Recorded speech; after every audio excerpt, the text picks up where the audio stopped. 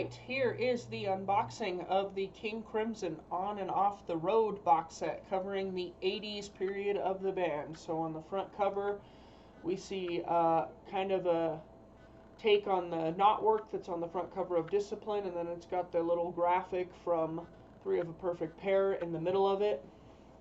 On the top is just the standard Discipline knot work, title on the spine, etc. On the back we have our list of contents, 19 discs in total. On the inside cover we have a tinted red photo of the band from a publicity shoot. On the inside, first thing is we've got this concert program from the Japan concerts in 1984, which are included in this set. So lots of cool photos, and I really dig the graphic design of this. I haven't taken the time to pull out my phone and translate any of the stuff in this, but still a really cool looking booklet here.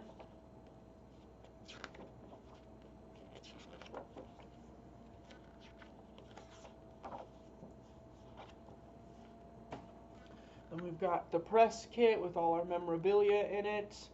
This just has the Discipline logo on the front, even though it covers all 3 albums in here. So we get a ton of concert tickets, which I believe I have in chronological order. So there's Discipline Tour.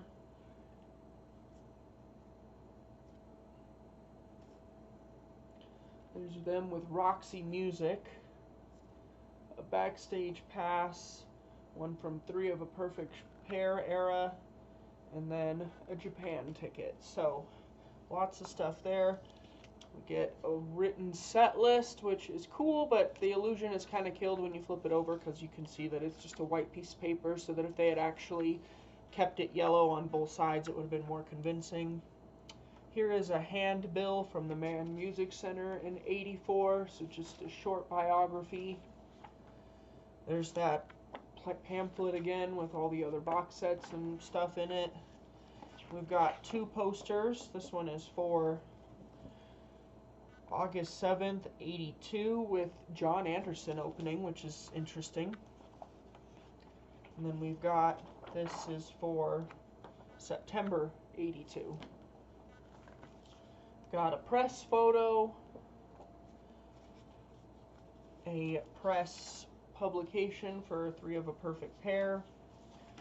We've got what I believe is just a typed version of some Robert Fripp diary entries with corrections. And then we've got this stack of press clippings, which has tour dates, biographies, some words from Fripp, etc., etc.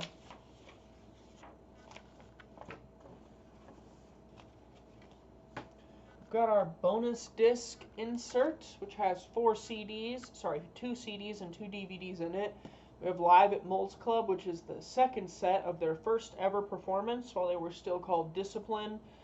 Europe '82, which is a mix of 6 songs from the Frejus show, plus 4 bonus tracks of the rest of the songs. So this was intended to be a live album at the time and was never released. We have More Neil and Jack and Me, which contains the original versions of Live and Frejus and then the Japan concert and their 4:3 aspect ratio. Then we have The Town and the City, which has 4 different shows from 1982, plus the Alabama Halley broadcast in its original format, plus a high-res version of that Europe '82 live album. And then the track lists for those 2 DVDs are on the back. And finally we have the book with lots of great photos in here. Most of them are taken by Tony Levin. Tale of the Tapes. The first section here is all excerpts from Robert Fripp's diary, written during the first few weeks of rehearsal of the band. There's a thing from Bill Bruford. And then we've got a more detailed essay by Sid Smith.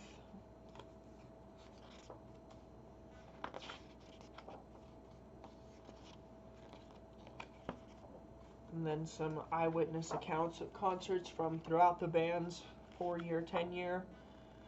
Technical info about the Blu-rays and stuff again. Credits, the complete list of tour dates.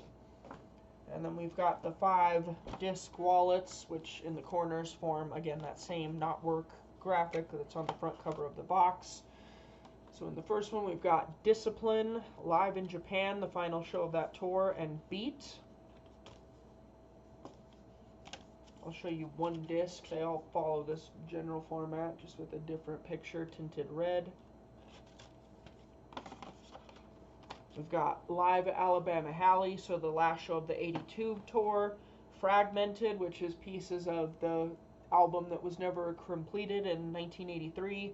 3 of a Perfect Pair. And then we've got Absent Lovers, the 2 CD final show. Are You Recording, Gary? Which is, again, one of those, like, hour in the studio session reel type things. And then we've got 1 set of DVDAs for the 3 albums, which are all available separately in the King Crimson 40th Anniversary series. And then the Blu-rays of the same 3 albums with additional footage on each. So that is the box set, and as an extra special bonus, I'm throwing in some of the merch I bought at the Beat concert. So first off, this is an awesome Danny Carey drum key, which I was told is exclusive to the tour, so I certainly hope I don't get demonetized or taken down for showing this on here. And then we've got Tony Levin Crimson Chronicles, which has just tons and tons of great photos, some of which are in the box set and some of which are definitely unique to this book, or at least I hadn't seen them before, so I won't flip through the whole thing, but lots of really cool photos, signed by Tony Levin. So I have official signed Crimson gear now. So that is the box set plus some merch, and let's get on to the review. Welcome back, my friends, to the show that never ends. I'm Brandon Ware. You're watching Angel 65, my channel for all things music related, my own individual music posts, as well as music reviews. And we are now on to Chapter 8 of my King Crimson Deep Dive, covering the 80s period, as well as some review of the incredible live show I saw of Beat, which was Danny Carey, Adrian Belew, Tony Levin, and Steve Vai playing music from 80s King Crimson. So we'll get to that later, but let's start with the original album. So I decided to go out of order on this box set because, as I'll explain in a little bit, I have some gripes with the way it's organized. I know I've mentioned this in the past, that some of the organization of the King Crimson box sets is a little messy and strange. This one, I think, is the biggest case of that. So I have some definite gripes with the way the box set is organized. I also have one gripe with the packaging, which is most of the other ones came with a full-size 12-inch album print of the covers, and this did not have that, which would have been nice to have the lyrics in the original covers, because I actually don't own any of these 3 albums on vinyl, so it would have been nice to have that. Unfortunately, they're not in here. Let's start with the original albums, though. So, Discipline, the very first one. So I decided to start this marathon off by listening to the original 3 albums, the original mixes on the DVD-As. I figured I would put those discs to some use, because otherwise they are all replicated on the Blu-ray, so it doesn't really make a difference whether you listen to it on Blu-ray or on DVD-A. But it was nice to have the artwork on screen while listening to them, I suppose. Discipline. I gotta say, after not listening to the full album, the original mix, on my really nice sound system for the first time in a long time, the first thing that struck me is how incredibly well this album has aged. It really does not show its age at all, which is saying a lot for something that came out in the 1980s. Most things are carbon dated to the 1980s because of the production. And while there's certain elements, perhaps some of the way the clean guitar tones are utilized, and some of the electronic drums, which perhaps put it in that era, other than that, this record sounds incredibly modern to me. The production, particularly the lack of reverb, there's just enough there to give it ambience, but not enough to try and increase the size of the record, because it really does not need that. This record sounds fantastic. It always did sound fantastic, and it is one of King Crimson's absolute best albums. The first album, Discipline, is still my favorite of the 3 with this quartet lineup, and it's just a perfect album, start to finish. So we open with Elephant Talk, which is just some of the most genius spoken word stuff ever. definitely bears resemblance to the Talking Heads, which is mentioned in the book, but it's also still uniquely King Crimson. The guitar sounds are just fantastic. We're using those Roland guitar synthesizers, and of course it opens with the stick, which at the time was a fairly new and unused instrument. So Tony Levin was really one of the pioneers of that instrument that brought it into the mainstream, or at least the stream of people that listens to King Crimson music anyway. Just a fascinating, awesome opening piece. I still enjoy that quite a bit. Frame by frame with the interlocking guitar parts, one of their just most intricate pieces.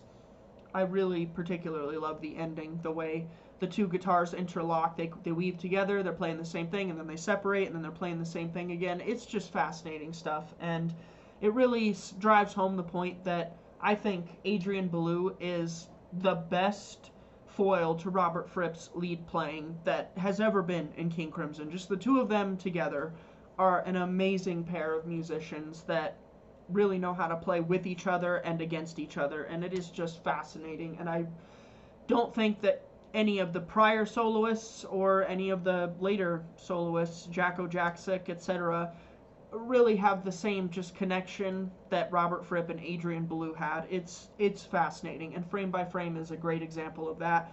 Mate Kudasai, one of my all-time favorite King Crimson tracks. I love Adrian's vocals on it. Just what a beautiful ballad that is. And the slide effect is amazing. And then we get Indiscipline, which is just fantastic. I mean, what can you say about Indiscipline? If you haven't heard it, then you don't know what you're missing. It is hysterical. It is genius. I love it. The live versions, I think, definitely extend even further than what's on the studio version, because you get more extended solos from Bill Bruford, and Adrian really just puts so much character into the vocals live, but the studio version is great too. Side B, we get Thela Hunjinjit, which is another just amazing track. I love Thela Hunjinjit. I think I really gained an appreciation for it once I heard the terrifying tale of Thela Hunjinjit, which is on the Blu-ray and DVD as a bonus track, and it takes out the tape recording of Adrian talking about nearly getting mugged while he was making a tape recording about being mugged, which is of course the voiceover in the song. Just the humor of it is hilarious, and I love the vocals, the chanting style of it, very jungle-esque, and that's the whole thing, Heat in the Jungle. I love it. It's fantastic. We get the Sheltering Sky, which is just, again, another piece of real... The song itself is not improvised, but they definitely improvise solos and lead lines over it, and Robert's playing on it is just sensational.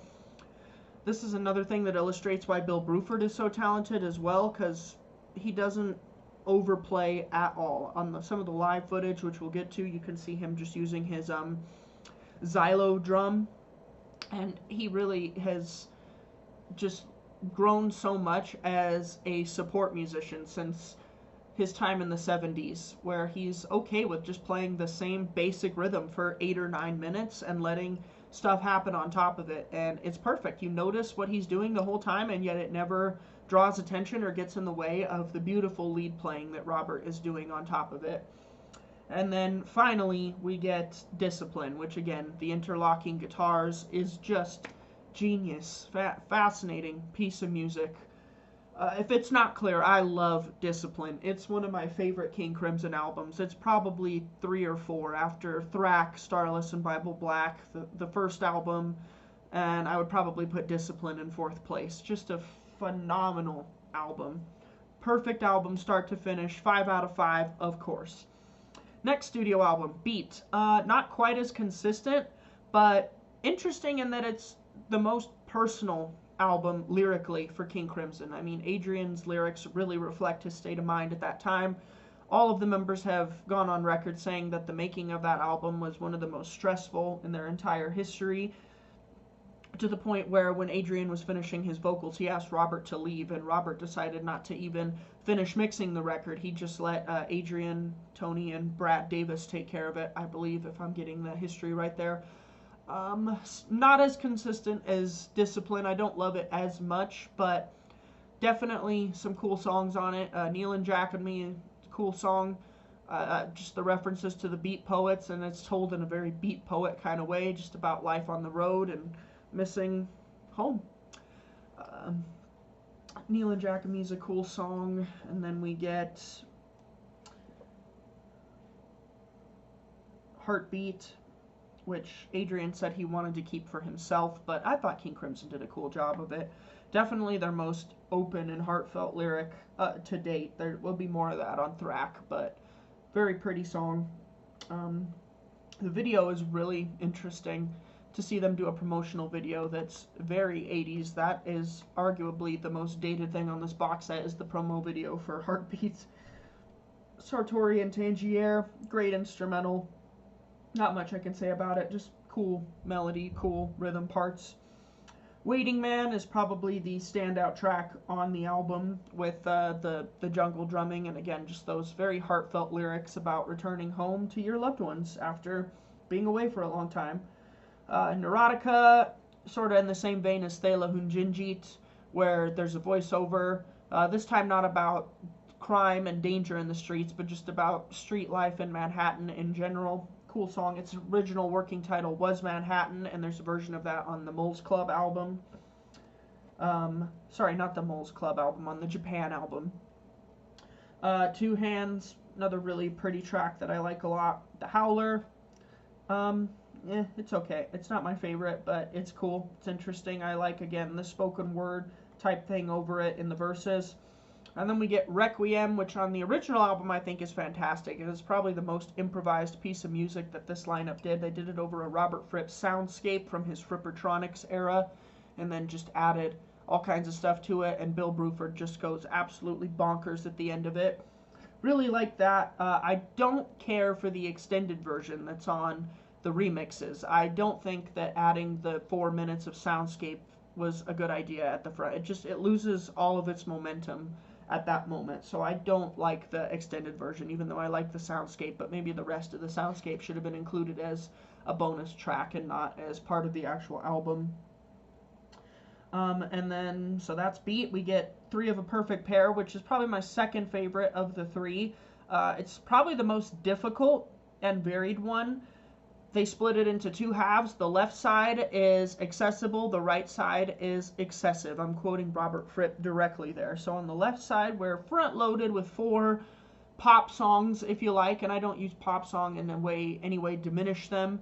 They're very structured, simple verse, chorus songs. So we open with the title track, great, funky kind of thing. I love the chorus of it. Heard Adrian say that he was thinking Motown, but in 7/8 when he did it. I guess I get that vibe. Model Man, which is one of my favorites. I love that. They did play it at the show, which I was super stoked on, because there's not any live versions of that track on this box set. Sleepless, with the incredible slap bass intro. Phenomenal. Love that track. Always loved it. Love the dance element to it. Probably the danciest King Crimson's ever been. Man with an Open Heart, again, another favorite of mine. Very Talking Heads kind of vibe, but I like it a lot. And then we end with Nuages, That Which Passes Like Clouds, which is very atmospheric. It almost sounds like some stuff that the Projects would do later on, post-Thrak era. Side B, the right side, we get Industry, which is just this fascinating piece of noise poetry, I guess you could call it. It's interesting. It kind of goes on a bit. In my opinion, it's a little bit long, but I like it. Then we get Dig Me, which is like half song, half weird improv.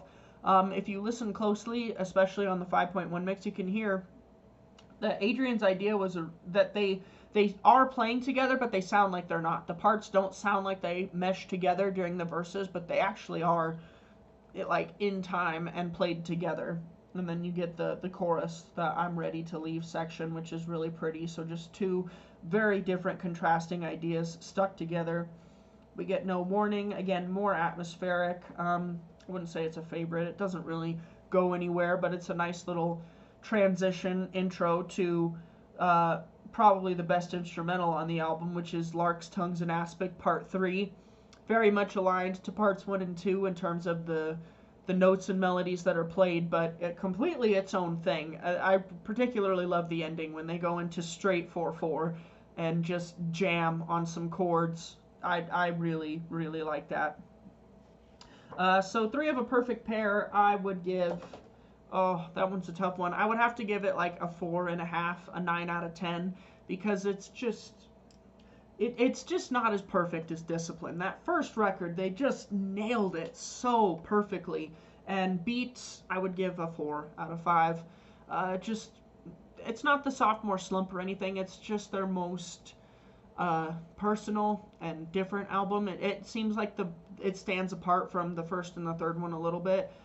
3 of a Perfect Pair, I really, really like too. Another of my, the first side in particular, I really, really like. I love the 4 songs that open it. I just think that they're great songs with great lyrics, great riffs, which is very unexpected for King Crimson, given even the previous 2 albums in this trilogy, but especially everything in the 70s. The fact that they could just do straightforward songs very convincingly is fantastic. So, of the 3 albums, of course Discipline is the best one, but all 3 of them are worth checking out. That's my thoughts on those. So I listened to the original mixes first, and then I went through the CDs, kind of intermixed with some of the DVD and Blu-ray stuff, but I went through those as I was driving, and then I got some days off of work due to weather, so finished them at my house.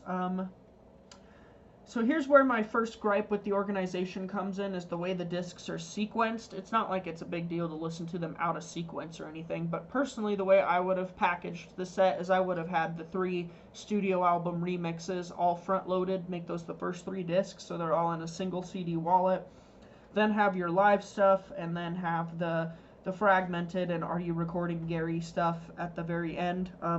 Fragmented is fascinating. I guess most of it is available separately in the King Crimson Collectors Club, but it's got some really cool stuff on there. It's hard to discuss any of the tracks because they're all instrumental and very different, but it's just interesting to hear how they had all these ideas that could have made for an album but just never got completed. And then the Are You Recording Gary thing, I was not particularly impressed with that. It's got about 15 minutes of them doing alternate takes of Larks 3, which is interesting, but nothing there that makes you go, oh, I can't believe that. That's different. And then you get Discipline Redux, Beat Redux, 3 of a Perfect Pair Redux, which are like 10-minute kind of compilations of alternate takes or elemental mixes of the album, which again, like the elemental mixes in that Lark's Tongue set, I don't see the point. I don't think they add anything to it really. It's interesting to hear it kind of stripped back, but I don't think that they particularly are enlightening. So I could have done without that disc entirely, personally. And then you get Live in Japan is, it's okay. It's a bootleg, so it doesn't sound that great. Live at Alabama Halley is really cool. You get the video portion of that, of course, as part of the DVD. And then Absent Lovers is already previously released. That's like the official live album from that period, which is their final show in Montreal. I said way back in chapter 2 of this excursion that most of it is included on the live disc in the 21st Century Guide to King Crimson, covering this period. But it's nice to have the whole concert, and definitely shows that even at the very end they were still a tight band. The set list is really great too. It's largely the same set list that's on the 3 of a Perfect Pair Live in Japan video. So the CDs, the order is a little bit strange. I could have done without Are You Recording Gary.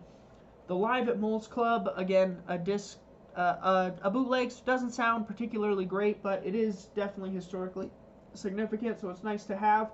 I personally would have made this, the Europe CD, part of the main set and not a bonus disc, but I guess according to the tale of the tapes in there, it got kind of squeezed in at the last minute, so that's why it's a bonus disc and not part of like the main set of discs. But I would have put it in the normal set list of the Frejus concert and just had that in there start to finish. So after I went through the CDs, I then went through the stereo bonus tracks that are on all the Blu-rays.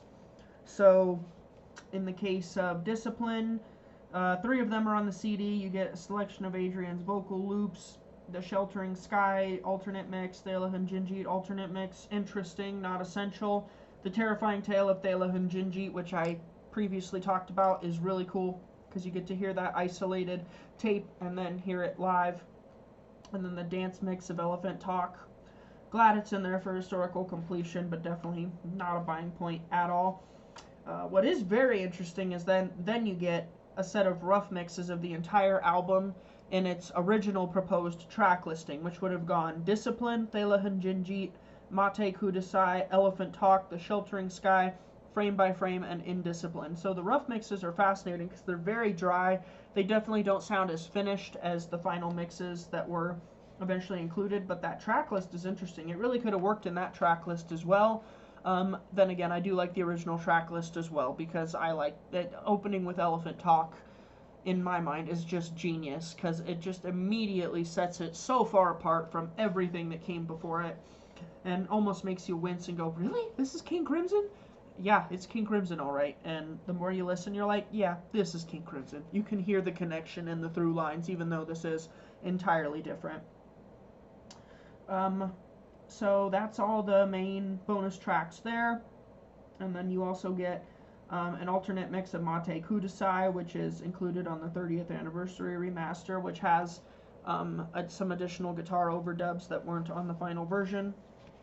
And then video-wise, I'll get to the big video stuff later, but in addition, you get 3 tracks from the Old Grey Whistle Test, which before I bought this box set and had just the CD DVD version of Discipline were my introduction to this band live on video.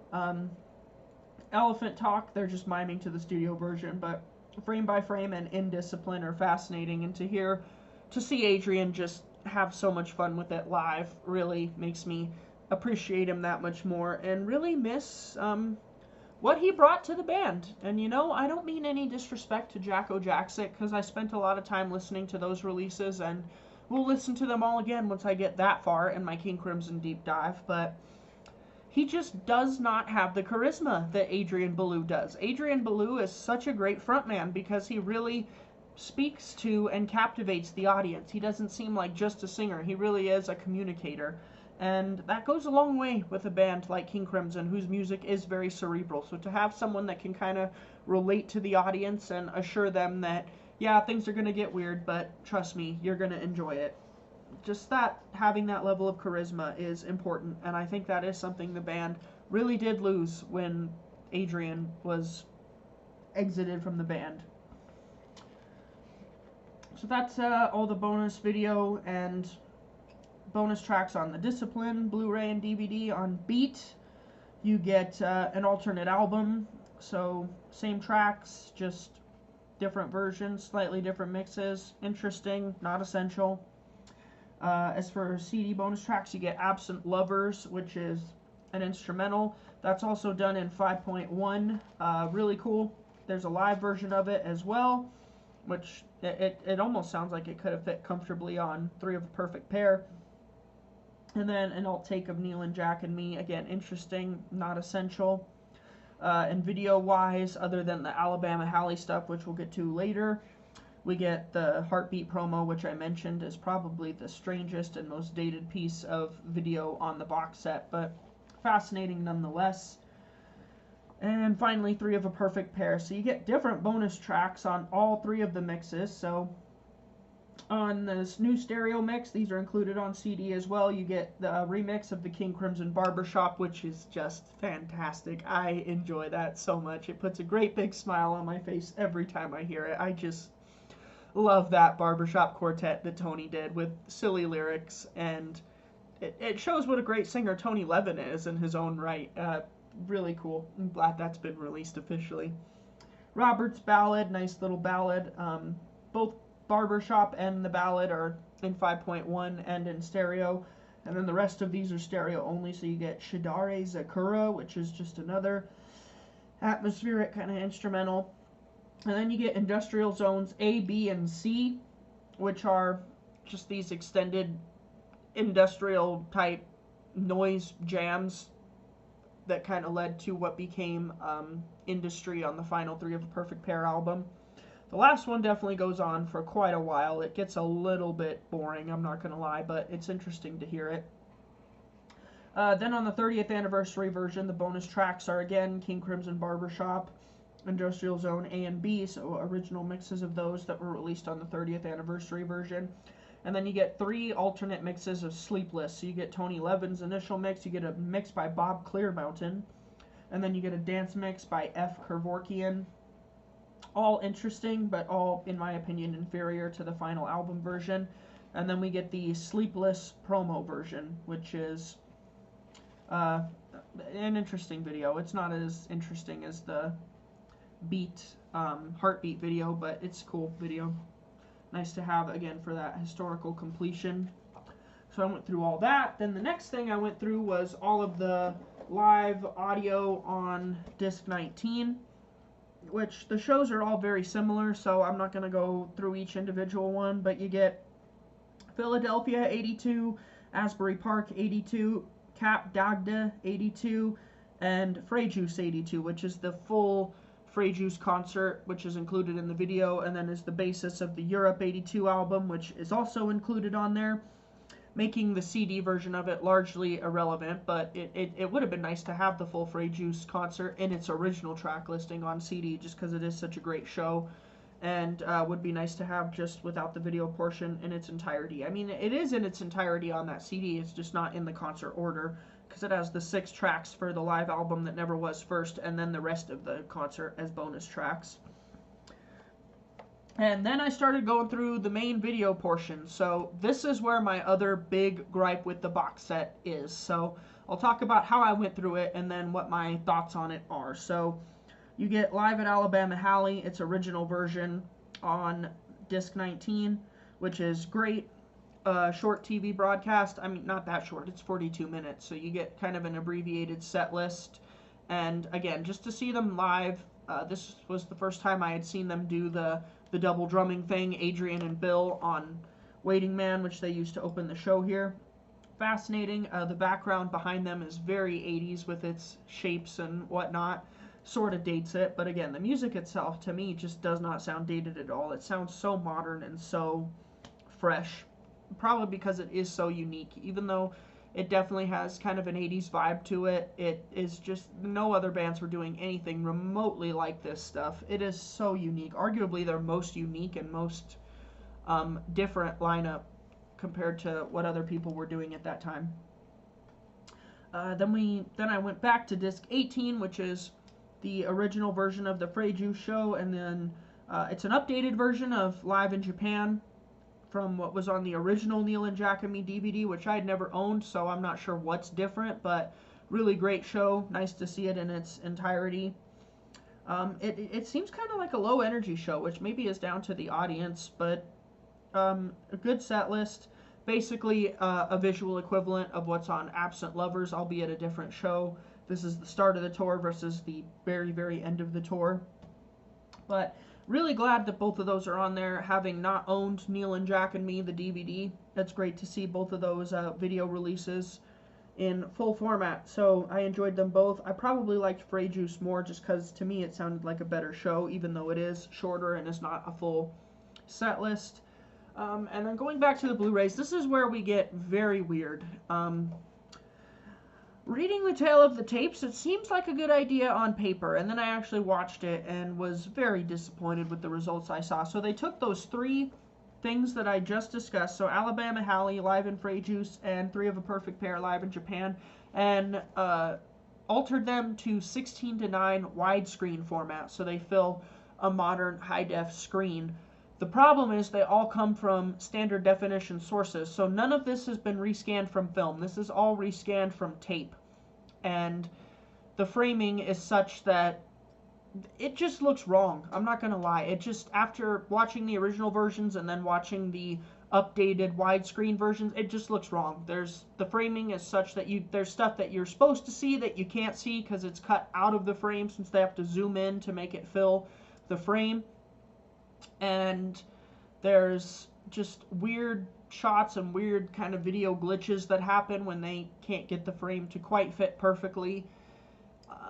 I found it very strange. Initially, I thought, oh, that'll be cool. It'll be like watching like a full movie of them in widescreen, and it's not. It just looks wrong. And when you see some of the framing things, you can tell that it's been tampered with because they're not framing choices that any professional cinematographer would ever make. The way the tops of heads are cut off, and you can't see full instruments. So I really could have done without that. I thought that was pretty useless. I watched it both in its original format and in widescreen, and going forward, whenever I come back to this, I'm definitely going to be going just to the original 4:3 versions, which is a shame because the audio was certainly better on the Blu-ray, but just the way the video is done was not right to me. It seemed like kind of a waste of time to do it that way.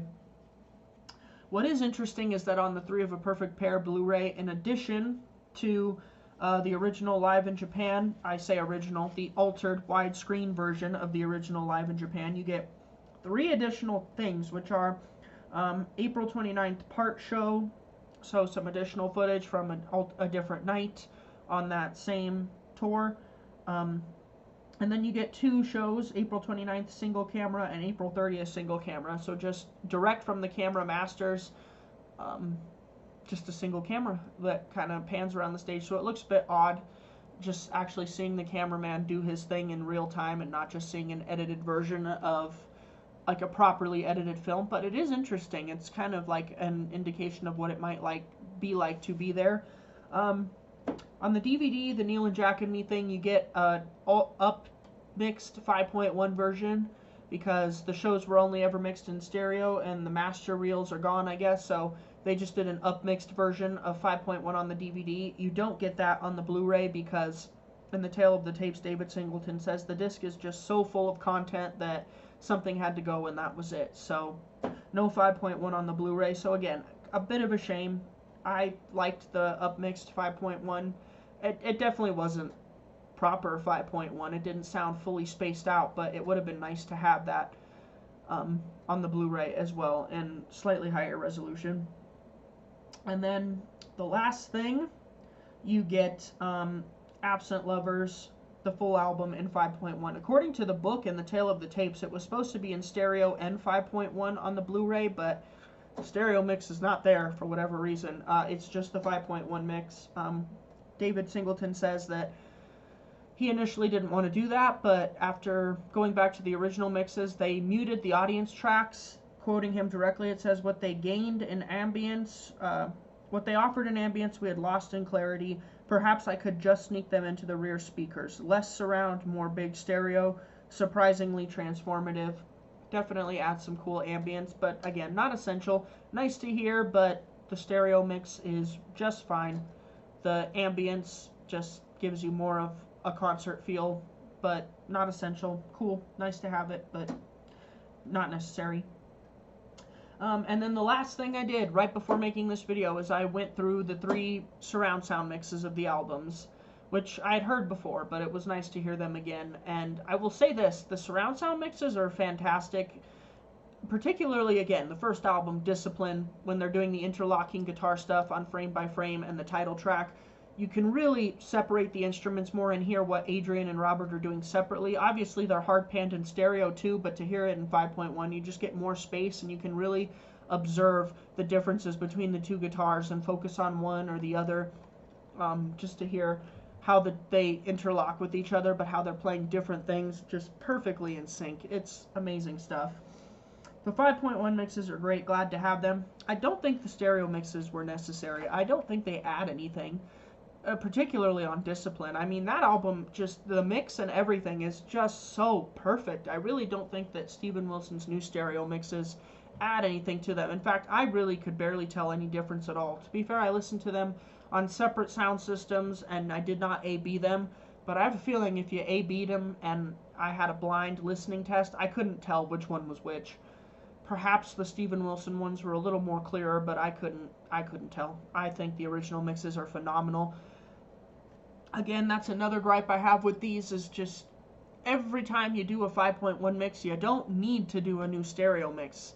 If you do it, fine, but I don't think they replace the original mixes in these. They're not worse, but they're also not better, so I just don't see the point.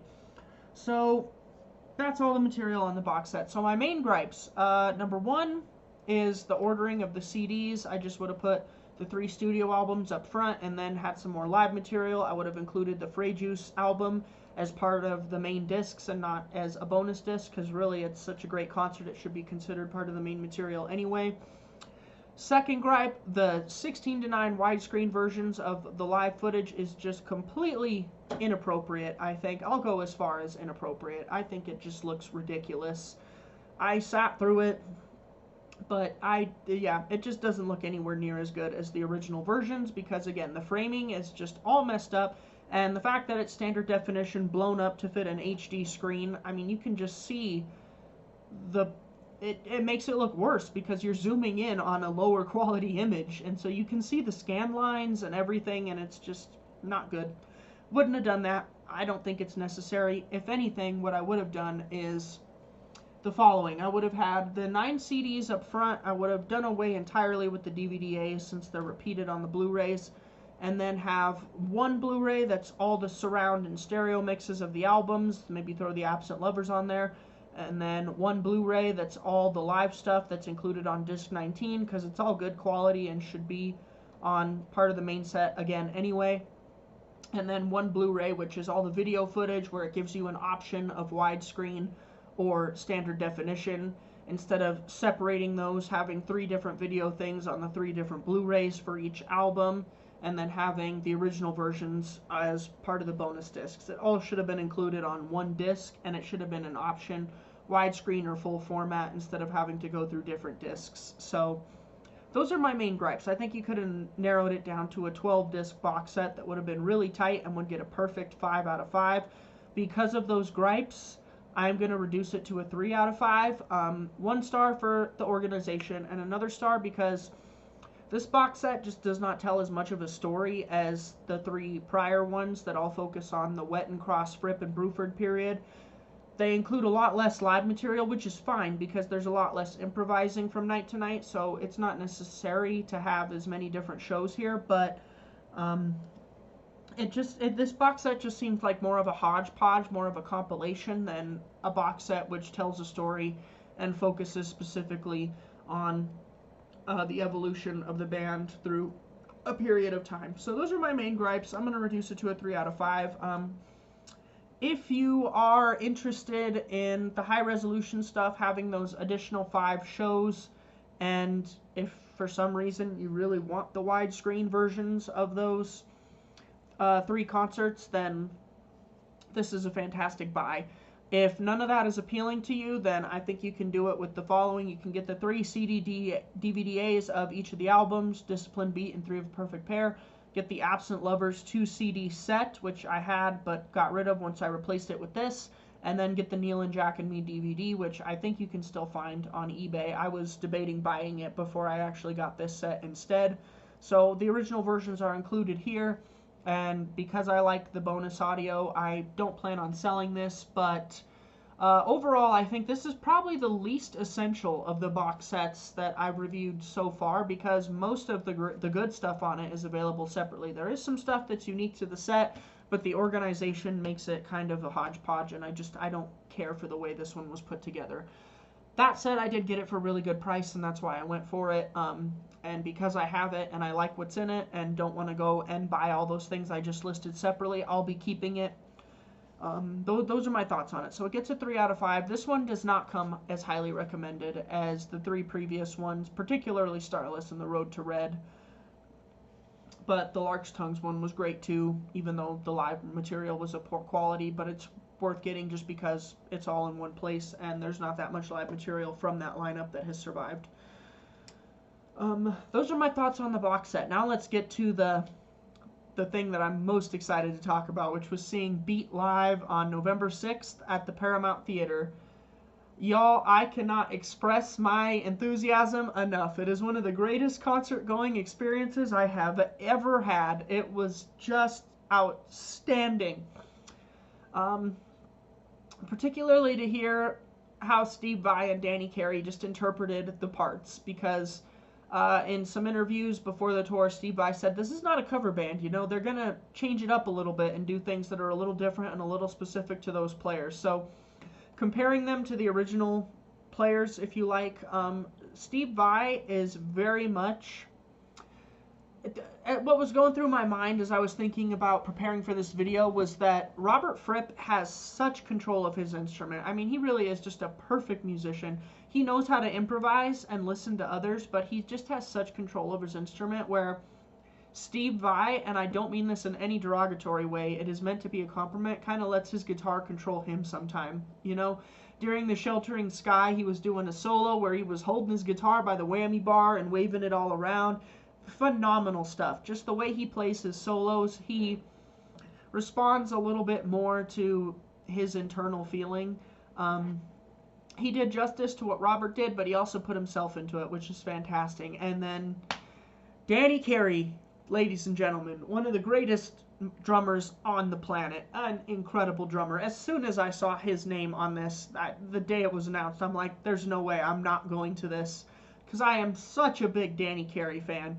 I think he's just fantastic. What an incredible drummer, with Tool and with anything else he's done, including this. So what makes him different than Bill Bruford? Well, Bill Bruford is controlled explosion, where I would say Danny Carey is explosive control. If you compare what the two of them did on the solo on Indiscipline, I say controlled explosion for Bill Bruford because he's clearly playing just feel, and is again kind of letting the instrument dictate what he does with all the electronic drums and stuff, but he's very unpredictable. You never quite know what you're going to get with Bill Bruford, and yet it never sounds out of place, whereas Danny Carey is like the reverse of that, but still in a perfect way, where he has such control of his instrument, but he plays with such power. I mean, he hits the crap out of those drums, man. During his solo on Indiscipline, he was just hammering those things, and it was amazing to see.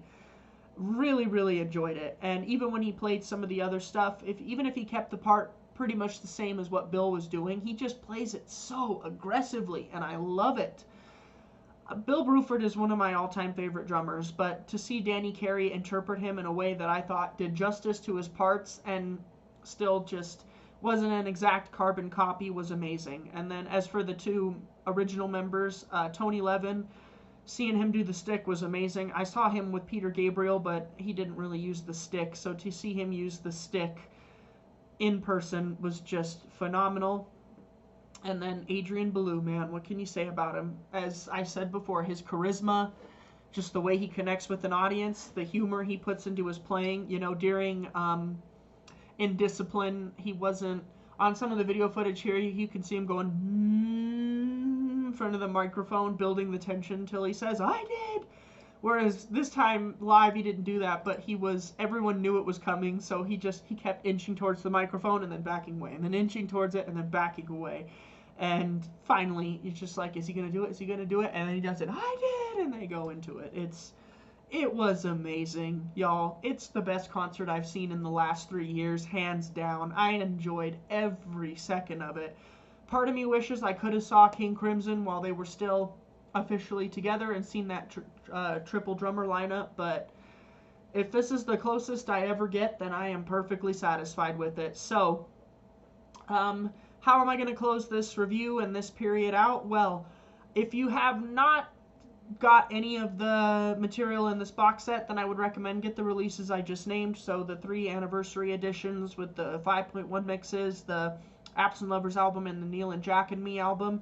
I would definitely recommend all of those over this, but if you see On and Off the Road for a good price, anything 115-ish or less, pick it up. It's worth having, but it's not worth going out of your way to get if you can get all the other stuff instead, unless you want to see that footage in 16:9, which I don't know why you would. I think it was completely pointless, but it's there if you want to see it. I'm definitely not going to go back to it. I'll go to the standard definition versions because they actually looked better to me. But Beat, ladies and gentlemen, Beat, if they've added tons of dates. If you are in a city where they are coming and there are tickets still available, you must go see it. You will not regret it. I promise you that. I've been looking forward to this concert for 8 months, and I did not leave at all disappointed. It was better than my wildest dreams could have imagined. you must go see it if you can. If you have tickets and are excited, I hope I've made you even more excited. I won't spoil the set list for you, although I will say they did throw in Red during the encore, and Adrian Belew thanked Bill Bruford and Robert Fripp by name, and then they played Red. So they did a fantastic version of it. So I'm glad that I got to see Red live, because that'll probably never happen again. And the rest of the set was phenomenal too, so I won't spoil the rest of it. If you want to look it up, go ahead, but you must check this out. It was just such a wonderful show. So that is a great note to end on, and a great way to close out the 80s period. This review is the longest so far because the box set was kind of the messiest and hardest to discuss, but I also had to throw in a live show in there that's period appropriate, and that's where we're at, team. So On and Off the Road, 3 out of 5 box set, Beat, 11 out of 10 show. You must go see it.